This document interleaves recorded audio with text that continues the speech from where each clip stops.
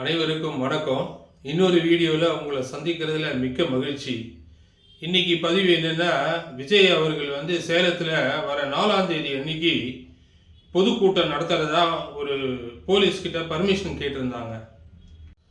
அந்த அனுமதி கேட்டு அந்த கடிதத்தை தாவேகா நிர்வாகிகள் போலீஸ் கமிஷனர்கிட்ட கொடுத்தாங்க.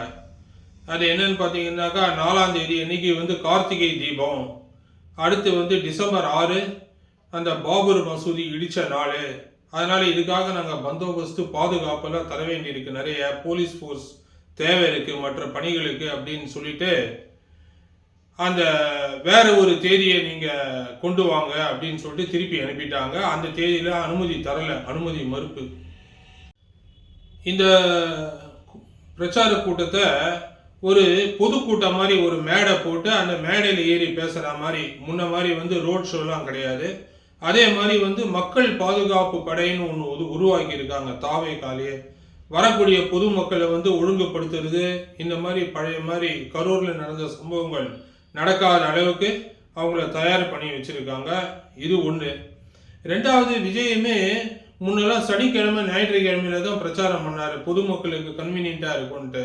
இப்போ பார்த்தீங்கன்னாக்கா வேலை நாள்லேயே, அதாவது திங்கள் டு வெள்ளி இந்த மாதிரி வேலை நாட்கள்லேயே பிரச்சாரத்தை செய்யணும்னு முடிவு எடுத்திருக்காங்க. இதெல்லாம் ஒரு பக்கம் இருந்தால் கூட அடுத்து பார்த்தீங்கன்னாக்கா கிறிஸ்மஸ் வருது, மழை நாள் புயல் வருது, கிறிஸ்மஸ் வருது, புத்தாண்டு வருது, பொங்கல் வருது, தை கிருத்திகை வருது, அடுத்து பார்த்தீங்கன்னாக்கா குடியரசு தினம் வருது. இந்த மாதிரி அடுத்து விடுமுறை நாட்களாக வருது. இது ஒரு பெரிய விஜயனுடைய பிரச்சாரத்துக்கு ஒரு இடைஞ்சலாக இருக்கும். ஏன்னா அந்த நாள்லாம் பண்ண முடியாது, போலீஸும் பர்மிஷன் கொடுக்க மாட்டாங்க.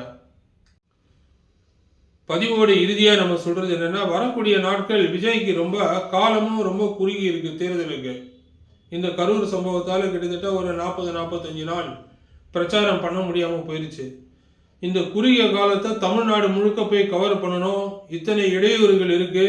இது ஒரு சவாலான காலகட்டம் தான் விஜய்க்கு. 21 நவம்பர் காலையில் இந்த பதிவு. வளர்ந்து வரும் இந்த சேனல் வானமே எழுதிய சப்ஸ்கிரைப் பண்ணி, இந்த வீடியோவை லைக் பண்ணி சப்ஸ்கிரைப் பண்ணி எங்களுக்கு உங்களோட ஆதரவை நல்கும்படி கேட்டுக்கிறோம். நன்றி, வணக்கம்.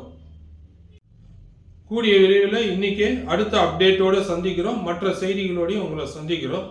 நன்றி, வணக்கம்.